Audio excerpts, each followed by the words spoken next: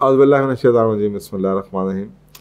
मेरा ये पीछे जो वर्क वाला ख़वातीन के काम का प्रोग्राम था, उसमें कोई एक कमेंट लगा हुआ था कि कोई लोग हैं जो वीडियो बना रहे हैं, कोई डॉक्यूमेंट्री बना रहे हैं कि ख़वातीन काम कर रही हैं, ज़्यादा करना शुरू कर दिया, जिसकी वजह से अब आदमियों ने काम कम करना शुरू कर दिया। तो उन्होंने कमेंट लिखा होता कि हम इस पर डॉक्यूमेंट्री बना रहे हैं, इसके बारे में हमें और बताइए। तो मैंने उनसे मीटिंग तो नहीं खैर अभी की या सोचा, लेकिन मैंने कहा मैं सवाल आया तो उसका एक अच्छा मौका है कि मैं उसके बारे में कुछ और आपको बता दूं, अगर ये आप लोगों को हेल्प कर सकता है। तो जो कह रहे हैं ठीक कह रहे हैं, बिल्कुल डॉक्यूमेंट्री बननी चाहिए, इसके साथ यही आएंगे। और मैं आपको कल्चरली बता रहा हूँ कि इसके समाजी असरात यही आएंगे। और आपको ना सिर्फ ये कि दफ्तर बल्कि यूनिवर्सिटियाँ भरी हुई औरतों से नज़र आती हैं, क्योंकि साफ ज़रा कि औरतों में कुछ ऐसी आपको बता दी, कामयाबी के 5 में से 3 ट्रेड्स में तो आदमियों से आगे हैं। तो अगर वो 3 ट्रेड्स में आगे हैं और उन्होंने अपनी एनर्जी अब घर से निकाल के इधर डालनी शुरू कर दी, या पढ़ाइयों में डाल दें या उसमें, तो साफ ज़रा है कि दे विल आउट परफॉर्म, वो आदमियों को आउट परफॉर्म करेंगे। आहिस्ता आहिस्ता आदमियों का मसला पड़ना शुरू हो जाएगा। कल को मुझे लगता है बाद 15-20 साल के बाद, जैसे इस वक्त वुमेन एम्पावरमेंट की बात हो रही है, इस कैंपेन के एंड में 20 साल के बाद हम आदमी को इतना डिसएम्पावर कर चुके होंगे कि फिर को 20-25 साल के बाद दुनिया में नया इनकलाब शुरू होगा। और वो इनकलाब होगा मैन एम्पावरमेंट का, कि आदमी काम करना छोड़ देंगे, आदमियों पे जुल्म होना शुरू हो जाएंगे। मैं मजाक नहीं कर रहा, मुझे लग रहा है ऐसे ही होगा, क्योंकि ये जो हवा चली है ये बहुत दूर निकल गई है और इसके कॉन्सिक्वेंसेस अब आपको नज़र आने शुरू हो जाएंगे। तो मैं आपके सामने कुछ डेटा रखता हूँ।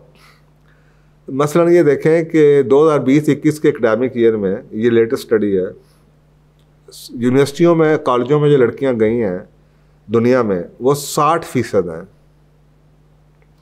और वही कह रहे हैं it is a all time high. आज तक तारीख में ऐसा नहीं हुआ कि कॉलेजेस और यूनिवर्सिटीज़ में 60% ख़वातीन। इसका मतलब ये है कि 60 में से 40% आदमी हैं यूनिवर्सिटियों में और 60% औरतें। आप खुद सोच लें कि कल को एम्प्लॉयमेंट कैसी होगी। सबसे ज़्यादा ग्रेजुएट ही औरतें निकल रही हैं।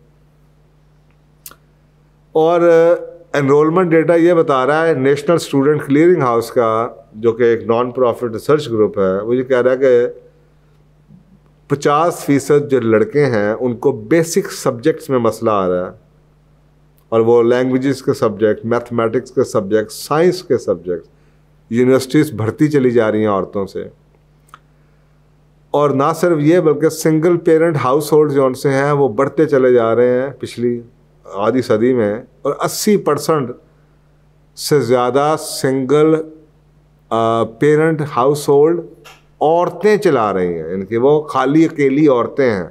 अब साफ ज़रा है कि वो औरतें वो हैं जो वर्किंग हैं, वो सिंगल मदर हैं, और साफ ज़रा है कि उनकी घर टूटा हुआ है, या उन्होंने शादी नहीं की, या उनकी शादी हुई नहीं, या उनका तलाक होगी, या डाइवोर्स होगी, या हस्बैंड की डेथ होगी। इन एनी केस ये तरबियत का एनवायरनमेंट है।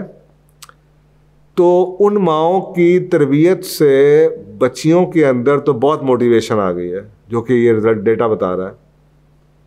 कुछ कर गुजरना है, आदमियों को पास नहीं आने देना इनको जनाब मेरिट में हराना है, इनको ये करना है, वो करना है। क्योंकि साथ जब वो माँ के साथ वो माहौल हो कि उसका अगर हस्बैंड या बीमार था, या डेथ हो गई, या तलाक हो गई, या टफ टाइम थे, उसने शादी नहीं की, या घर चलाती रही, तो बच्ची की तरबियत भी फिर यही है कि मैंने घर चलाना है और मैंने कुछ बनना है।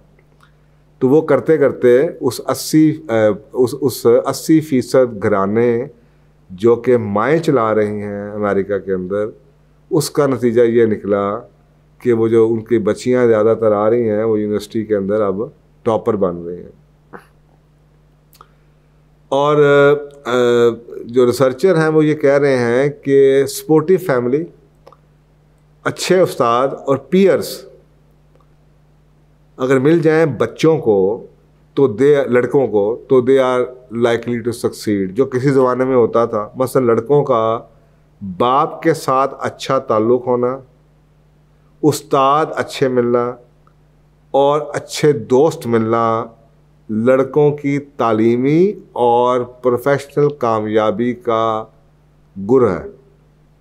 अब इन घरों में से जहाँ पे माँ घर चला रही थी, सिंगल पेरेंट फैमिली में 80% अमेरिका के सिंगल पेरेंट फैमिलीज की हेड खातून है, तो साफ ज़रा कि उन बच्चों को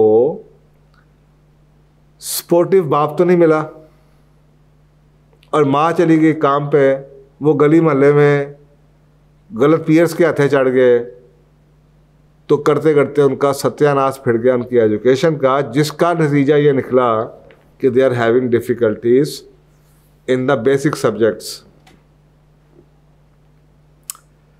तो इसी तरीके से बताया गया कि इस रिसर्च ने यह भी बताया कि ये भी देखा गया है कि जो बच्चे स्कूल में बुरा कर रहे हैं उसमें फैमिली में कोई ना कोई वायलेंस या कोई ड्रग एडिक्शन हो,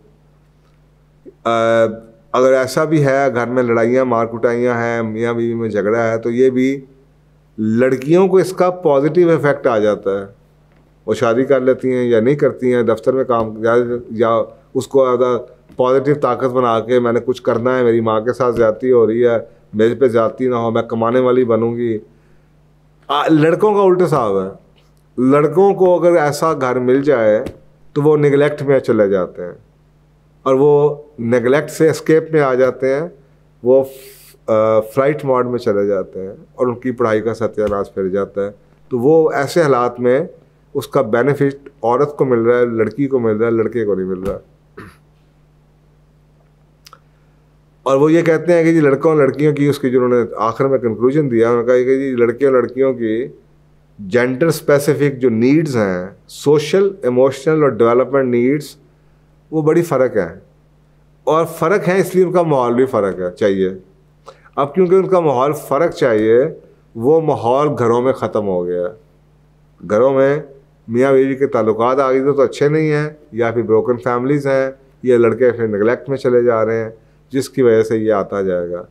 तो हुआ क्या, अब ये इनके आप समझ लेंगे, मेरी अपनी आंखों के सामने मैंने होता हुआ देखा है, और यही उन्होंने शायद सवाल पूछा था कि आदमियों ने काम करना छोड़ दिया। आदमी को ना मोटिवेशन चाहिए, पुश चाहिए कुछ करने की, उसको टेस्टोस्टेरोन हाई उसके चाहिए ताकि वो कुछ करने वाला बने, एक स्पोर्टिव बीवी हो जो उसको जनाब बच्चे हों, उसको प्यार करें, उसको जनाब फूंक दें, उसको चलाएं। वो फिज़िकली कुछ भी ले लेगा, लेकिन इमोशनल उसको ये सपोर्ट चाहिए। जब नहीं मिल रही तो वो उसको में काम करने की मोटिवेशन कम होनी शुरू हो गई है। जनरली स्पीकिंग बात हो रही है, क्योंकि ये स्टडी ये बता रही है। तो स्टेज 1 में मैंने क्या देखा, मैंने अपनी उम्र में, मैंने अपनी होश में ये देखा है कि पहली स्टेज मैंने देखी है, और ये मैं सोसाइटी की स्टेजेस की बात बता रहा हूँ, कि मैंने देखा कि औरतें काम नहीं करती थी। यहाँ तक कि अगर आपको किसी गली मोहल्ले में कोई औरत काम करती नज़र आती थी तो खुदा की कसम लोग उस खातून को बेचारा कहते थे, अब मजबूरी समझी जाती, और दुआएं दी जाती थी कि अल्लाह इसके खामद की इनकम बढ़ा दे। यार देखिए, ये हालात थे। मैंने अपनी आंखों से खुद ही वो माहौल देखा है। फिर मैंने वो स्टेज देखी है कि औरतें काम कर सकती हैं। तो किसी घर में जनाब कोई उस्तानी है तो वो काम कर रही हैं, और घरों में ख़वातीन ने काम शुरू कर दिया, खाने पकाने का काम शुरू कर दिया, कुछ और बाहर का काम शुरू कर दिया, सिलाई कढ़ाई का काम बाहर करना शुरू कर दिया, जो हस्बैंड को सपोर्ट करने के लिए। They could work. ये मैंने स्टेज देखी। फिर मैं बता रहा हूँ तब्दीली कैसे आई है। फिर मैंने देखा कि women were encouraged and they were rather pushed to work. मेरे पास 20 ऐसी ख़वातीन हैं जिन्होंने अच्छी तालीम ली और उनकी शादी हो गई, वो काम नहीं करना चाहते, लेकिन मजबूरी है, उनको उस दलदल में झोंक दिया गया है कि अब आपको सोचें ना, एक मर्द ने आपको पसंद ही इस वजह से किया कि आप वर्किंग हैं, अब आप बाद में वर्किंग नहीं, वो तो ही मानेगा। तो अब तो हुआ ये कि औरतों को आपने इनकरेज किया और पुश करना शुरू कर दिया। क्या अब तो मुझे कोई बता रहा था कि शादी के रिश्ते के लिए पूछा आपकी बच्ची क्या करती है, माशाल्लाह। किसी ज़माने में पूछा जाता था बच्चा क्या करता है, अब पूछा जाता बच्ची क्या करती है, कि माशाल्लाह कितना कमाती है। खैर इस पर बात करेंगे। ये ज़माना मैंने पूरी आंखों से देखा है। तो साहब ज़रा मुझे, ये मैं 3 देख चुका हूँ और मैं चौथा देख रहा हूँ आने शुरू हो गया है, और वो बड़ा भयानक ज़माना है। और वो क्या है, women will have to work because man will not. औरतों को देखें, औरतें काम नहीं करेंगी, पहली स्टेज। दूसरी स्टेज ये औरतें काम कर सकती हैं। तीसरी स्टेज औरतें को जी काम करना चाहिए। सो ये मैंने अपनी आंखों से देखा स्टेजेस कि जी औरतें काम नहीं करेंगी, पहली स्टेज। औरतें काम कर सकती हैं, दूसरी स्टेज। औरतों को काम करना चाहिए, तीसरी स्टेज। और औरतों को हर हालत में काम करना चाहिए, घर चलाना चाहिए, चौथी स्टेज। ये होना ही है। क्या ये एक ऐसा फंदा है जो औरत ने अपने गले में खुद डाल दिया है। अब ये इससे ना भी काम, ये वेस्ट की हालत यही है इस वक्त।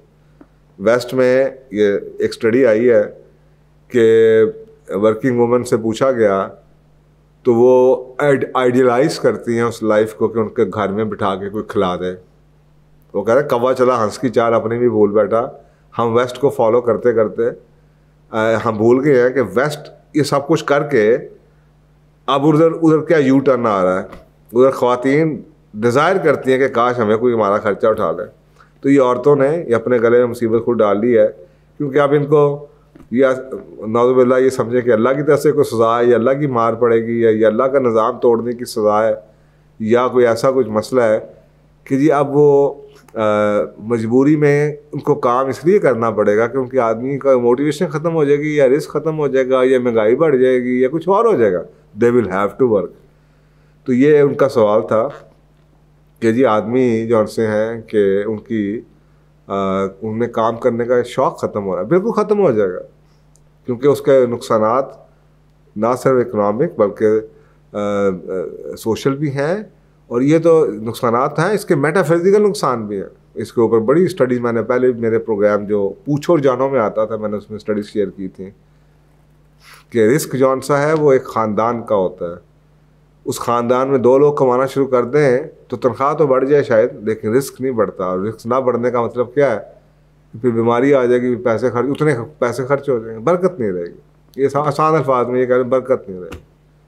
तो फिर महंगाई इतनी बढ़ जाएगी कि आप दोनों काम कर रहे होंगे, तो फिर उसका असरात बच्चों पे क्या पड़ेगा, उस नस्ल पे क्या पड़ेगा, और उसका फिर मल्टीपलर, जब वो बच्चे निगलेक्ट होंगे तो कल को वो बच्ची फिर काम कर रही होगी, और बच्चा फिर बाप की निगलेक्ट की वजह से या उस फैमिली की ना एंगेजमेंट की वजह से उस लड़के को जो एक एनवायरनमेंट चाहिए वो फिर उसमें शौक़ ख़त्म हो जाएगा, फिर वो स्कूलिंग अच्छी नहीं कर पाएगा, और फिर वो नस्ल दर नस्ल आपको वो नुकसानात नज़र आते रहेंगे। एक्सेप्शंस हर जगह होती हैं। तो औरत को ये सोचना चाहिए कि जी हाँ आपको पढ़ना ज़रूर चाहिए, बिल्कुल पढ़ें, लेकिन आपको जितना हद्दुल वसा कोशिश कर सकती हैं नौकरी कमाने की के लिए नौकरी करने से अवॉइड करना चाहिए। एज़ वी गो ऑन इंशाल्लाह इस पर और बात करेंगे। और मैं आपसे बात सोशोलॉजी और इकनॉमिक्स के हवाले से और स्टडीज़ की बेस पे करता हूँ, और दीन की बेस पे करता हूँ। बिलीफ दीन की बेस पे बना के फिर मैं उसकी सपोर्ट में स्टडीज़ ढूंढता हूँ। तो खाली कहने से तो कोई उसका तो कोई सर पैर नहीं है ना। वो मैंने नहीं मानना, ना माने, ठीक है जी, सारी दुनिया जो कर रही है तो साफ ज़रा है कि मेरे जैसे कितने लोग होंगे जो इस बात को बुरा समझते होंगे। तो वो खाली हर चीज़ में मेजॉरिटी तो नहीं चलती।